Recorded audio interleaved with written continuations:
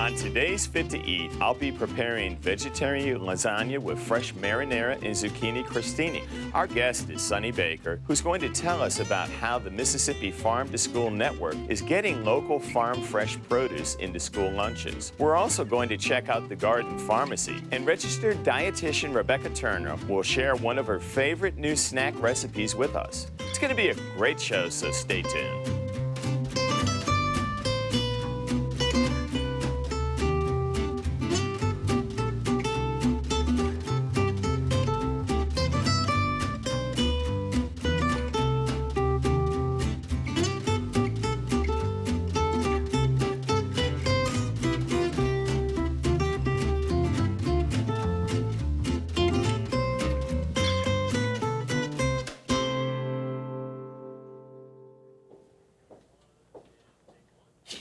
Welcome back to Fit to Eat. I'm your host, Rob Stinson. Today's guest is the co-director at the Mississippi Farm to School Network, Sonny Baker. Sonny, it is wonderful to have you on the show. Thanks so much for having me. I'm excited. All right. I just can't tell you how much I think about what you're doing. So here today, we have a pure vegetarian, healthy lasagna. Some neat side dishes that are atypical. Instead of crostini, which is typically bread, we're going to do it with zucchini. And all of this stuff could be stuff that would fit into your program. So I think that's going to be a really neat starting point. So tell me a little bit about yourself and how you got involved with this whole concept of bringing healthy food to the schools. Well, I grew up eating school lunches. I know that your children, you tried. Yes. And I always thought this could be better. Kids are learning throughout the whole school day. It should not stop when they enter the cafeteria. So my career started in school food reform. I was in Boulder, Colorado, working with Chef Ann Cooper, the renegade lunch lady, and moved to Mississippi in 2012. I've worked with the Oxford School District to help launch their Good Food for Oxford schools. And then it just became something that more districts were interested in. I have a great partner in the Mississippi Delta, Dorothy Grady Scarborough, who's got that garden expertise.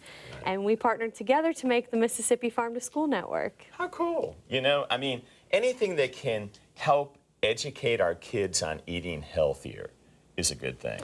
So let's watch what we're going to do today. So I'm going to start off.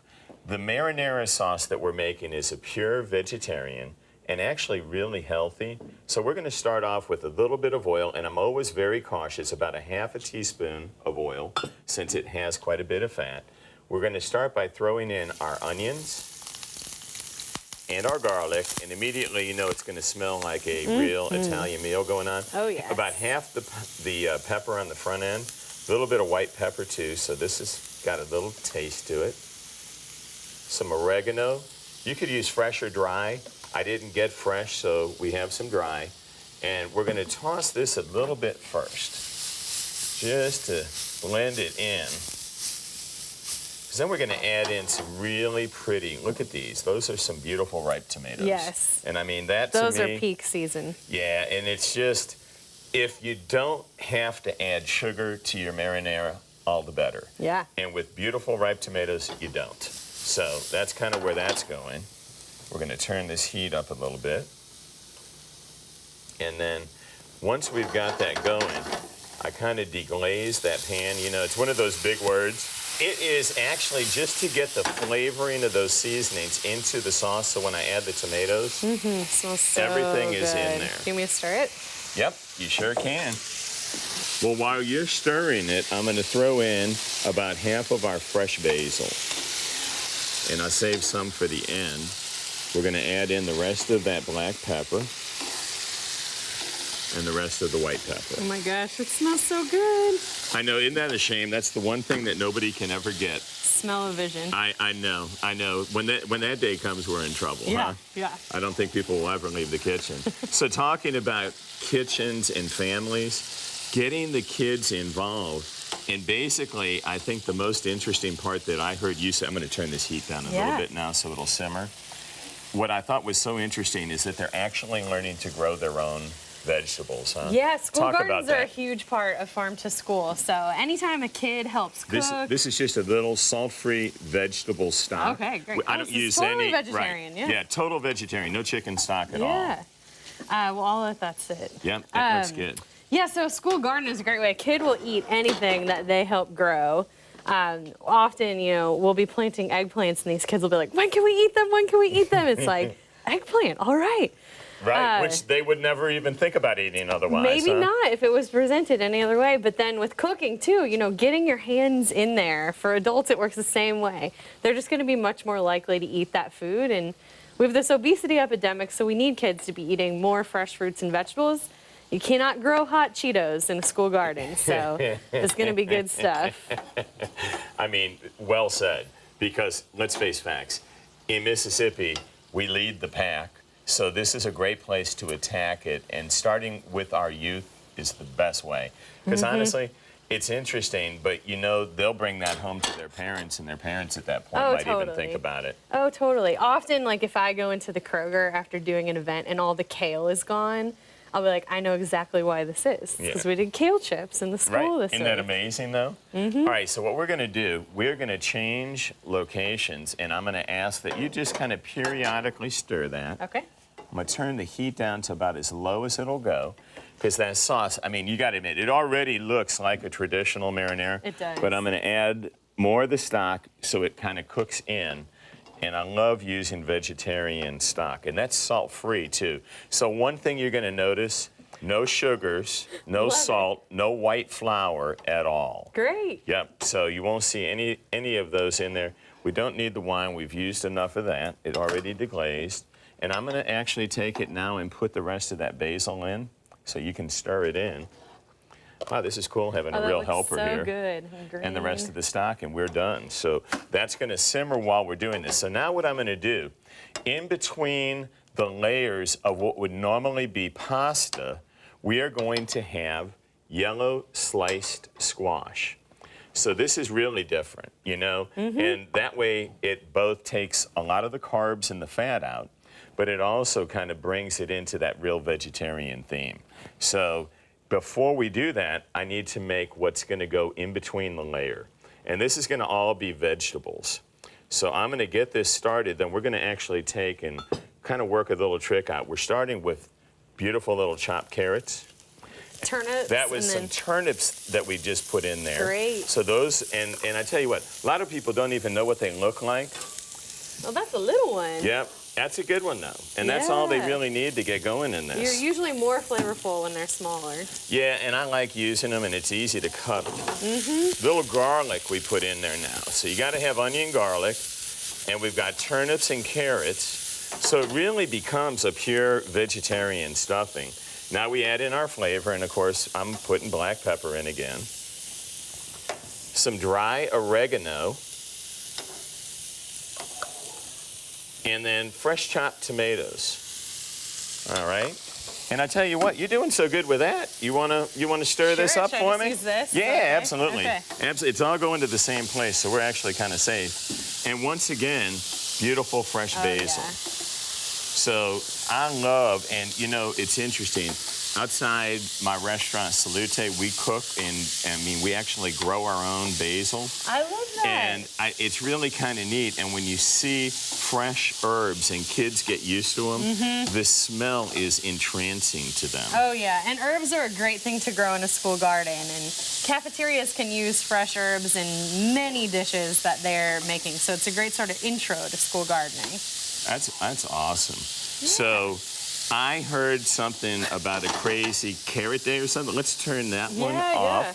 That is actually, that marinara sauce looks good. Yeah. Doesn't need to cook any longer, and it's going to work out perfectly for us. Yeah, so we talked earlier about how we had a delivery of carrots arrive at the school district where I was working that were just not as beautiful as the carrots you've brought here today. They were pretty ugly, mangy-looking carrots, which is what we have discovered happens when you shop at the farmer's market. Not everything's going to look perfect and intact and the size you're looking for. So I had a mini panic about that until I thought, well, why don't we brand this and call it Ugly Carrot Day? Which is right up the kids' alley, no doubt. And they had a blast. I had one of my interns dress up as a carrot. We walked around. The kids ended up doing ugly carrot eating contests, and they loved it. We ran out. You ran out of what you thought you would never be able to get rid of. Exactly. All the lunch ladies, when I got in there, were like, "Oh, they will never eat these," and I was like, "Wait a minute, we're gonna try this." You and know, it worked. but that's and it shows also the kind of resiliency, if you would, or what, I don't know what the right word would be, of children in general if it's given to them in the right attitude. Oh yeah, definitely. That's just too cool. Well, this is looking really good. Yeah. You would never know if those were ugly carrots. No, I mean, and really not. And I'm going to do something real quick. Everybody has always said, yeah. well, how do you really do and tip. cook and cut a carrot? I cut it in half and then turn it, cut it in half, and come down and then kind of make slivers like so. And then it's really very easy to fine chop it. Instead of trying to cut each little piece, you end up with the carrots exactly with what you saw go in the sauce. That's great. It's simple. It's really that easy, too. And I think people get scared to work with fresh vegetables because they don't know how to handle them. You know, a whole lot easier to cut open a bag that came out the freezer. That's and very true. And we really encourage schools do cooking demos and cooking classes with the kids where you're giving young children knives to work with and empowering with those knife skills from a young age. That's awesome. Boy, do I want my 2-year-old to be cooking dinners for us very soon at my house. That's really cool. Yeah. All right. Any of these recipes you need to get, you'll never remember them all. Go to mpbonline.org/fit-to-eat, and you'll find all of these recipes and all the information we've been talking about today. We're going to take a short break and visit the Garden Farmacy in Bolton, which is where some of the vegetables we're using in our recipe today came from. They're going to give us some more information about community-supported agriculture and also tell us about their unique farm-to-healthcare system. Take a look. Heating up.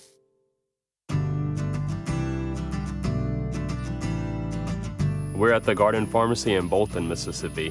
Ultimately, we're a small operation. We're a small organic farm in Hinds County, 6 acres total. People come to us for different reasons. They want to eat locally, they want to eat organically. Half of our programs where we provide veggie shares are going towards clinics and other healthcare facilities that are focusing on pre-diabetes patients and clients.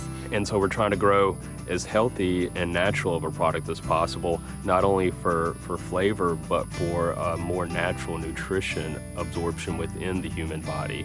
And that's kind of been a bottom line for us because we got into this not to just say, hey, we want to be farmers, we want it to be nutritionists. And then we learned you've got to farm. You know, you've got to really set a standard for quality nutrition to be a nutritionist, in my opinion. And we decided to just take that challenge ourselves. Kind of our motto is one bed at a time because we're working with hand tools and we can't so much just get a tractor out here, really based on the lay of the land in a lot of ways, and also just from our ethics of using fossil fuels within our agricultural production. We're trying to figure out that balance of how we can really kind of create healthy ecosystems in our soil and on the farm. We're trying to make sure that we can farm this type of way as long as possible. Yep.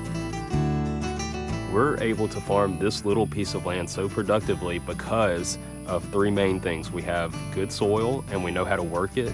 We have good drainage. We're on the high ground. We're at 300 feet right now above sea level. We have incredible runoff. The third is a vision. You've got to be able to know what your mission objective is and then apply that mission objective onto the particular property. If you ultimately don't have much of a choice, say you inherit land and that's all you have to work with and you've just got one long strip of land that's in a floodplain but still you can grow during the summer, let that be a part of your plan. Don't try to grow in the spring when we have heavy rains. Don't try to do things that don't make sense. And that's what has allowed us to take on a small piece of property and put it in full production. Just kind of thinking about all the different types of agriculture we have here in Mississippi. Even on your way out to this farm, you probably pass, like thousands of acres, all producing one crop, and probably a lot of big equipment out there. And so all of the stuff that we're doing out here is considered specialty vegetables, specialty kind of agricultural products, because you don't have a machine that can come and harvest all your tomatoes, your cucumbers, your eggplant, your flowers. We're pretty radical farmers.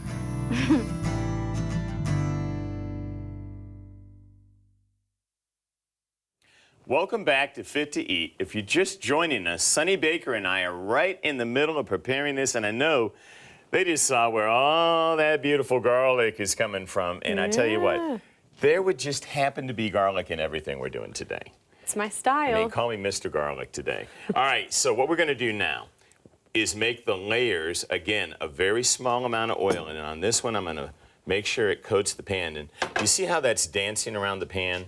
It's definitely a it's a sign to show you how hot that pan is. And that grease, that little oily film that comes up, I want this because this is fast. And we're going to try and fit them all in there because each layer is going to have 1.5 pieces.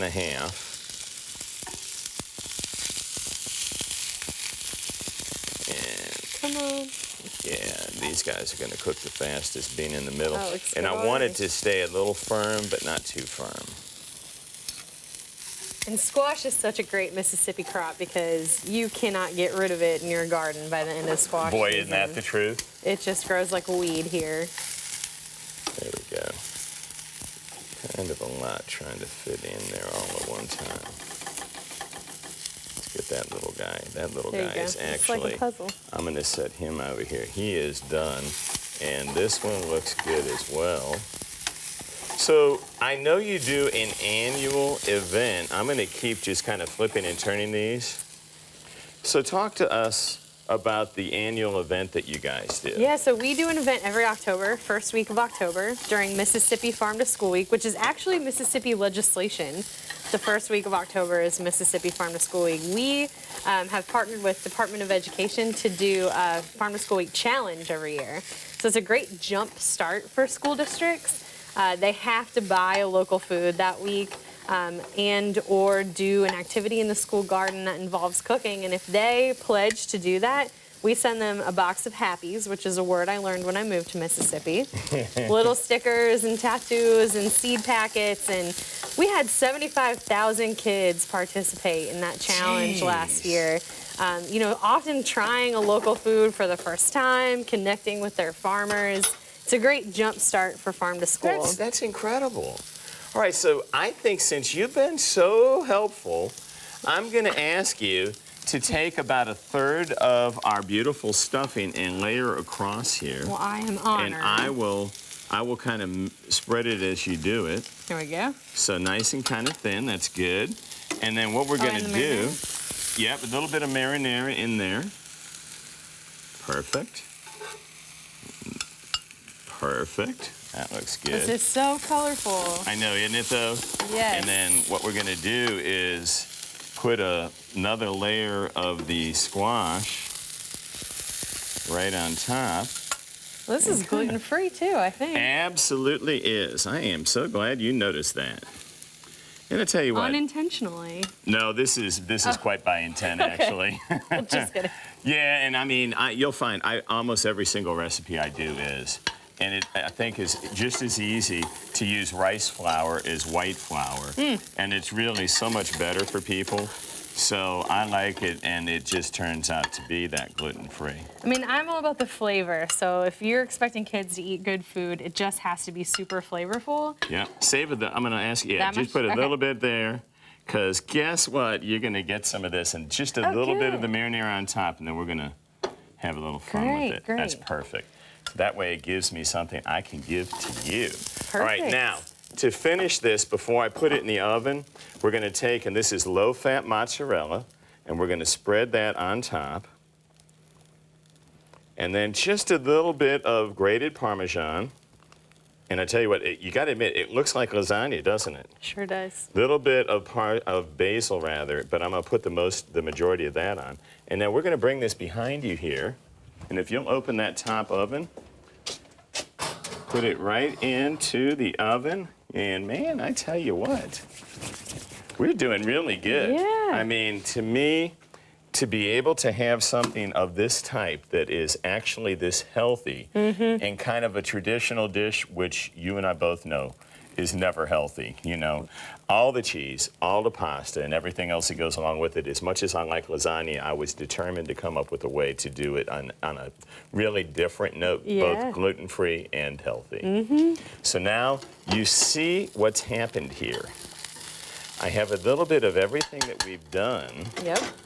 And somewhere along the line, it's going to go on to as a little side plate so I can get your opinion of our vegetarian dish. Great. I will be very honest. And I think it's going to be very, and I would hope so. I would hope so.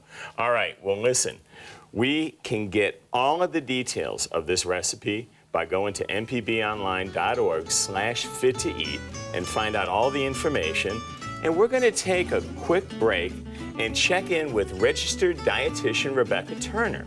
She's going to share one of her favorite healthy snack recipes, roasted chickpeas. They're delicious. You got to try them. Check it out.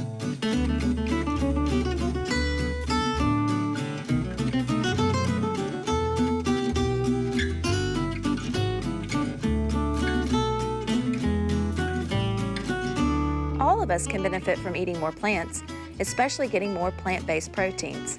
Like proteins found in meat and dairy, plant-based proteins can support the rebuilding and maintenance of strong muscles, with the bonus of health-promoting fiber.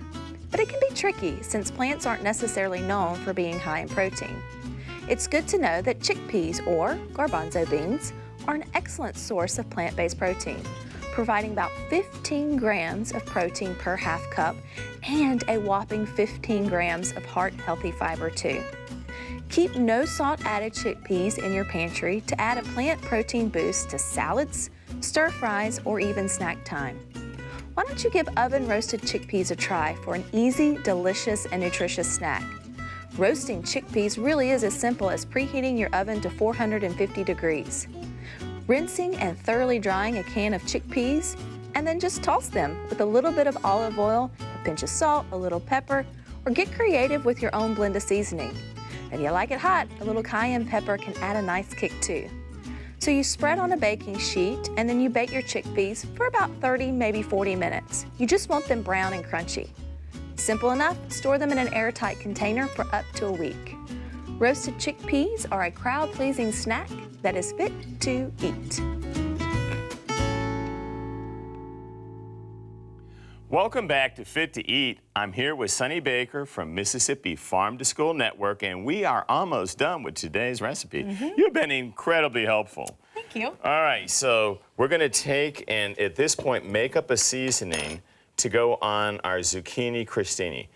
Paprika, white pepper, black pepper, oregano, because this is kind of an Italian twist, dry basil, onion and garlic powder. Great. And I tell you what we'll do is mix this up real quickly and then take our zucchini and I'm just going to kind of sprinkle it right over it. And it's almost like you're blackening the zucchini, but it gives it some flavor, and I find that people just love it. You put a little seasoning on it, and again, you notice no salt. So again, a very limited amount of oil. And this one, again, I'll ask you to stand back a little bit because it might hit. That worked out very well. Just fold it right in That worked there. out very well. And that one worked out. So now we've got the three in here. And I'm actually pushing these down to be sure that it's searing them. Okay. Now, we're going to do a couple fun things from this point. We're getting ready to plate, but I decided you've Thank been you. so good, you get to sample. Now, I'm going to come grab the lasagna out the oven, and then That is super good. I know we've been talking to people about going to mpbonline.org/fit-to-eat. How can people find out more about your program? So to join our network, you just go to MississippiFarmToSchool.org, and we have a ton of resources. If you're a parent and you want your school to start doing this, it's a great place to go. If you're a school and you're interested, if you're a farmer and you're interested, we have a great video for farmers, MississippiFarmToSchool.org. That's awesome. That's awesome. I'm going to take just a touch more, so we got our little blackened crostinis. Yeah. Just a little bit of oil on each one.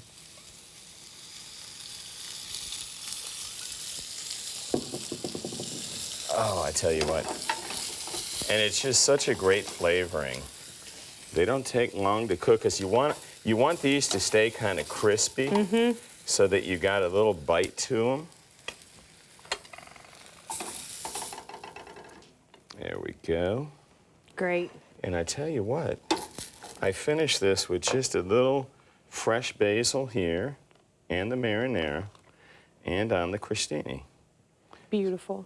I know. Oh, and it smells so good. People just don't know. I guess that's the one sad part about this. They have got to make this one themselves so they can see how incredibly good that is. Yes, and get all these things from the farmer's market, right? Yes, Or absolutely. your own backyard. Yep, let's move that little smoking pan out the way. And I tell you what, believe it or not, we're out of time. But I think everything turned out great. I want to thank Sonny Baker from Mississippi Farm to School Network for joining us today. And Sonny, thank you. Thank you. And if you want to learn more about anything you've seen on this episode, head over to mpbonline.org/fit-to-eat. And don't forget to follow and like our Facebook page.